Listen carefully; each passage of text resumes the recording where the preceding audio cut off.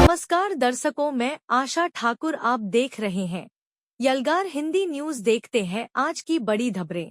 देखिए, कल union cabinet के द्वारा एक बड़ा डिसीजन लिया गया। उसके अंदर ये बोला गया कि क्लासिकल लैंग्वेज में 5 और लैंग्वेजेस को ऐड किया जाएगा। और ये 5 लैंग्वेज कौन से हैं? एक है मराठी, दैट इज महाराष्ट्र का, उसके बाद है बंगाली, फिर है पाली और प्राकृत और साथ ही साथ असमीज। तो ये जो 5 लैंग्वेजेस हैं, इनको क्लासिकल लैंग्वेज का स्टेटस दे दिया गया है। मतलब कि अब क्या होगा कि जो टोटल नंबर ऑफ लैंग्वेजेस हैं इसके अंदर, उनकी संख्या 6 से बढ़कर 11 हो जाएगी। पहले के 6 कौन से थे?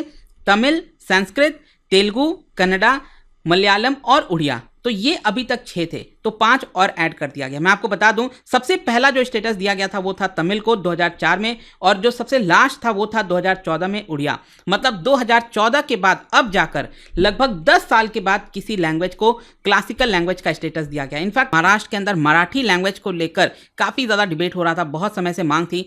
2014 में उस समय के जो महाराष्ट्र के चीफ मिनिस्टर पृथ्वीराज चौहान, उन्होंने यहाँ पर एक कमिटी भी सेटअप किया था एक्सपर्ट्स का, लैंग्वेज एक्सपर्ट्स का, ताकि सेंट्रल गवर्नमेंट को प्रपोजल भेजा जा सके। तो ये जो कमिटी थी, ये जो पैनल था, उन्होंने कहा कि मराठी लैंग्वेज जो है वो सारे क्राइटेरिया जो है मैच करता है, जिसकी वजह से यहां पर उनको भी क्लासिकल लैंग्वेज का स्टेटस मिलना चाहिए। और इसके अलावा यहां पर अगेन आप देख सकते हो, पिछले महीने की बात है, कांग्रेस पार्टी के जो जनरल सेक्रेटरी हैं जयराम रमेश, उन्होंने एक तरह से आरोप लगाया नरेंद्र मोदी सरकार के ऊपर कि यहां पर जो नरेंद्र मोदी जी हैं वो इग्नोर कर रहे हैं इस तरह के डिमांड को, जैसे कि मराठी हो गया। और यहां पर पीएम मोदी जी के टेन्योर में 0 लैंग्वेज को अभी तक स्टेटस दिया गया, मतलब किसी भी लैंग्वेज को क्लासिकल लैंग्वेज का स्टेटस नहीं दिया गया है। उन्होंने महाराष्ट्र का ही एग्जांपल बोला और कहा कि देखिए 2014 में रिकमेंडेशन दिया गया था महाराष्ट्र सरकार के द्वारा, लेकिन सरकार ने अभी तक, सेंट्रल गवर्नमेंट ने कोई भी एक्शन नहीं लिया है। अब देखिए यहाँ पर इंपॉर्टेंट एक और चीज हो जाता है कि मराठी को क्लासिकल लैंग्वेज का स्टेटस देना, क्योंकि अभी आपको पता है महाराष्ट्र असेंबली का चुनाव भी आ रखा है, तो इसके पीछे पॉलिटिकल मोटिव भी जोड़कर देखा जा रहा है। लेकिन खैर जो भी है,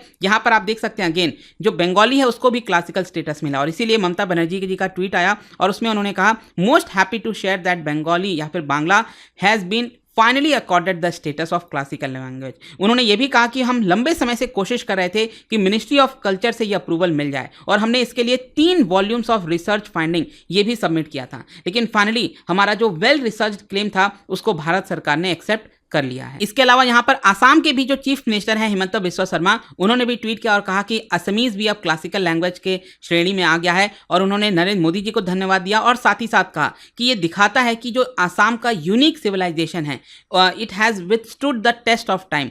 कई बार उसको तोड़ने की कोशिश की गई, लेकिन फिर भी हमने उसको संभाल कर रखा है।